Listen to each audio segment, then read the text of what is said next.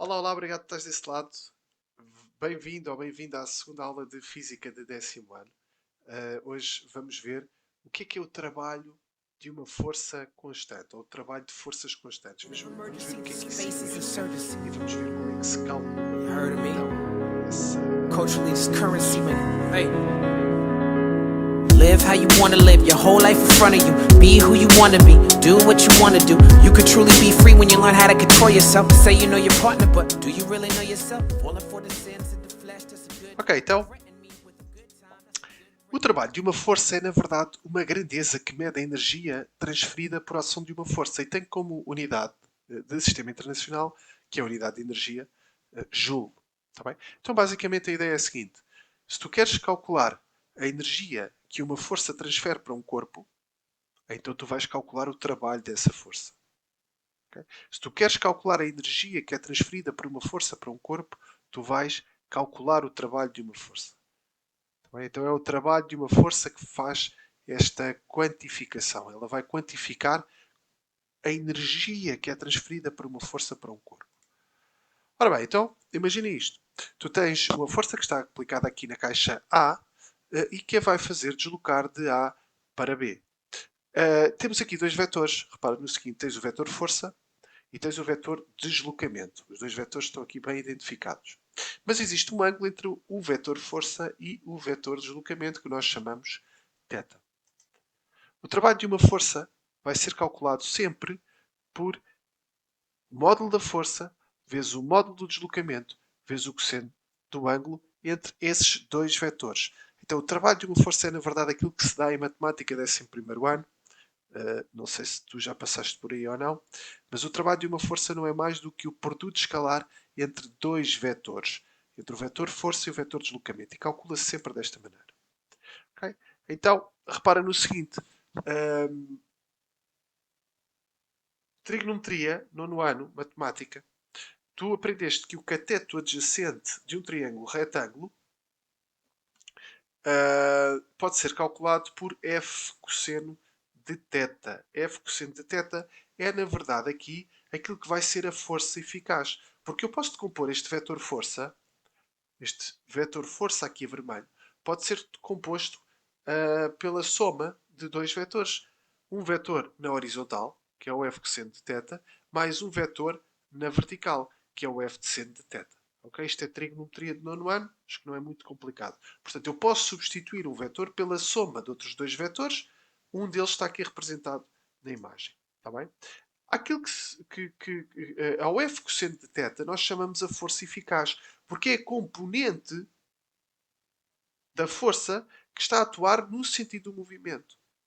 Repara que a força vertical, que será um F seno de θ e que não está aqui representada na figura, não vai ter impacto no movimento do corpo. Então não transferiu energia para o corpo. Está bem? Então este F cosseno de θ é aquilo que se chama a força eficaz. Agora atenção. Se eu olhar aqui para a expressãozinha F de cosseno de θ, quando o ângulo é 0 graus, o trabalho da força é F vezes D. Okay? Porquê? Porque o cosseno de 0 é 1. O cosseno de 0 é 1. Está bem? Então toda a força vai ser eficaz. Se o ângulo for de 180 graus, vai ficar cosseno de 180 que é menos 1. Se o ângulo for de 90 graus, vai ficar 0. Porquê? Porque o cosseno de 90 graus é 0. Então repara que quando o ângulo é 90 graus, o que é que acontece? O corpo move-se de A para B. Mas a força está a puxar para cima. Ela tem algum contributo para esse deslocamento de A para B? Não, nenhum. Se o ângulo é 90 graus, não é? A força F tem, tem uma direção perpendicular ao movimento, ao deslocamento. Que impacto, que contributo é que ela deu para que o corpo se deslocasse do ponto A para o ponto B? Nenhum. Portanto, o trabalho dessa força é nulo. As coisas também têm que fazer sentido. Obviamente que se um corpo está parado, o trabalho tem que ser zero porque ele não se desloca. E o trabalho depende do deslocamento do corpo, do D. Agora imagina que tu tens, em vez de uma, tens duas forças. Repara que a ideia aqui é o trabalho realizado por forças constantes. Está bem? Não é por uma força, é por forças. Tu podes calcular o trabalho total. O trabalho total vai ser o trabalho da força 1 mais o trabalho da força 2. Tudo bem. Aqui não há problema. Mas, olha o que tu podes fazer. Em vez de estares a calcular o trabalho de duas forças, neste caso tu podes somar e dizer que a força resultante é o F1 mais F2. E então o trabalho total vai ser igual ao trabalho da força resultante. Okay? Então é interessante também perceberes que o trabalho total pode ser calculado pela soma parcelar dos trabalhos de várias forças, ou podes juntar todas as forças numa que se chama a força resultante e calculares então o trabalho, total a partir da expressão força resultante vezes o deslocamento vezes o cosseno do ângulo. É claro que para calculares esse vetor FR, força resultante, tens que saber um bocadinho de trigonometria de oitavo e de nono ano, tens que saber somar vetores, não parece que seja muito complicado.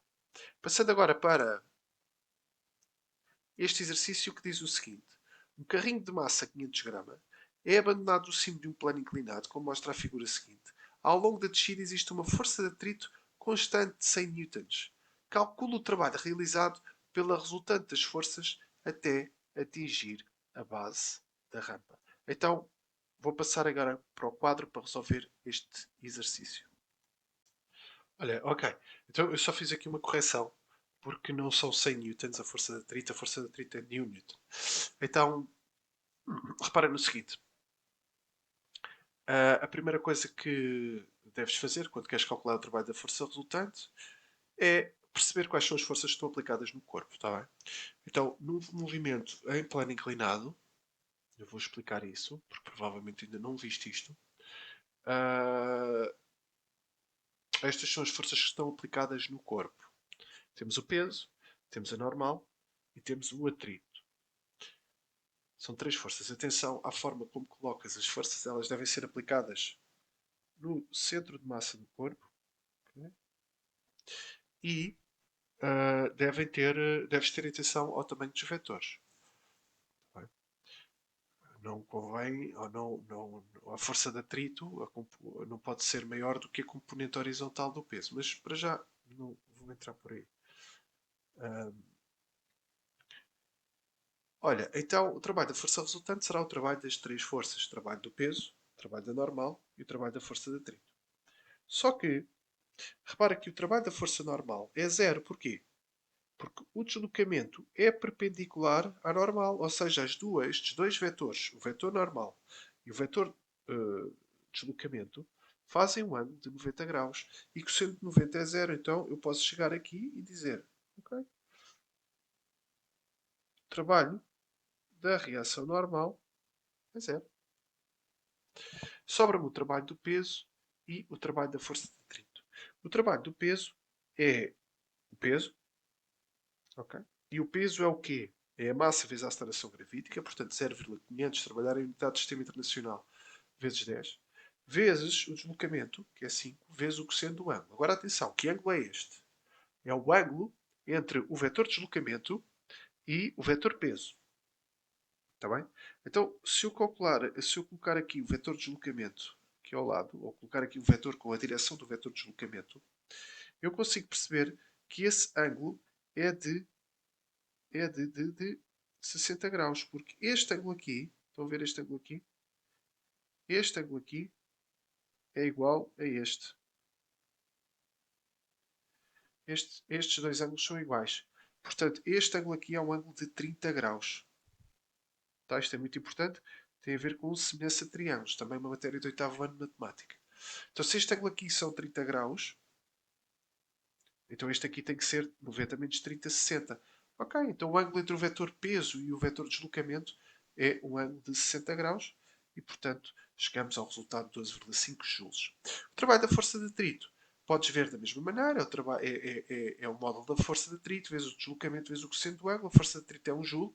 O corpo move-se da A para B, ou seja, de A para B nada, aqui não tem nada A nem B, mas vem cá de cima até cá em baixo, não é? Okay? Porque é desde lá de cima até atingir a base da rampa. Tem um deslocamento de 5 metros e o ângulo é um ângulo de 180 graus. Porquê? Porque vetores, se eu tenho um vetor que aponta para a direita e outro que aponta para a esquerda, o ângulo entre estes dois vetores é um ângulo de 180 graus. Atenção, o ângulo entre dois vetores Imagina que eu quero calcular ou quero determinar o ângulo entre estes dois vetores. Há um erro muito comum que é dizer, ok, então o ângulo entre dois vetores é este ângulo aqui. Errado. Muito errado. Mas mesmo muito errado. O que é que se faz? Tens que pôr sempre os dois vetores a começar no mesmo sítio. Ou chegas a este vetor aqui a verde, para aqui, ok? Se calhar vou trocar as cores para se perceber o que eu quero dizer. Ou chegas o vetor arroz, que eu desenhei agora, arroz, para o início do verde. E agora sim, este ângulo aqui é o ângulo entre estes dois vetores. Portanto, quando queres ver o ângulo entre estes dois vetores, tens de pôr sempre os dois a começar exatamente do mesmo sítio. E a partir daí, sim, vês qual é que é a amplitude. E pronto, era isto. Depois era só somar, está bem? O trabalho do peso são 12,5 joules, é um trabalho positivo. O trabalho da força de atrito é um trabalho negativo, porque traz também ali, vem dali do cosseno de 180 graus, que é menos 1. E estava resolvido o exercício. E pronto, muito obrigado por ter estado desse lado mais uma vez. Espero que tenhas entendido, tenhas gostado. Aqui estão os livros onde eu estou a tirar toda esta informação que te vou passando. E não é só daqui, tem a ver também com a minha experiência de 10 anos, pelo menos, na área. Espero que tenhas gostado e até breve.